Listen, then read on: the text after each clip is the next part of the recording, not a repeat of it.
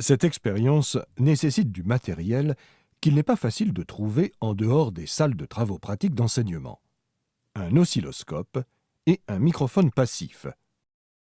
Il faut commencer par relier le microphone à l'une des entrées de l'oscilloscope, grâce à des branchements adaptés. Vérifiez que le branchement est correct en observant l'écran de l'oscilloscope lorsqu'on donne une tape sur le micro. Plaçons un diapason devant le micro et mettons-le en vibration en tapant sur l'une de ses branches.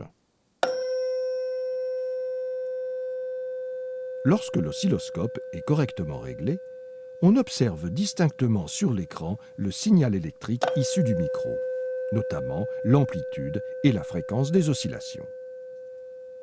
L'amplitude du signal dépend bien sûr de la distance qui sépare le diapason du micro.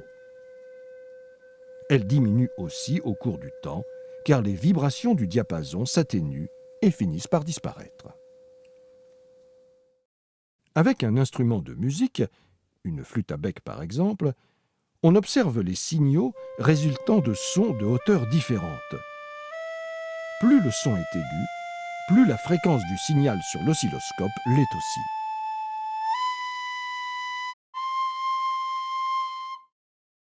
Enfin, on constate que le son émis par le diapason est un son pur, c'est-à-dire correspondant à une vibration purement sinusoïdale, de fréquence unique,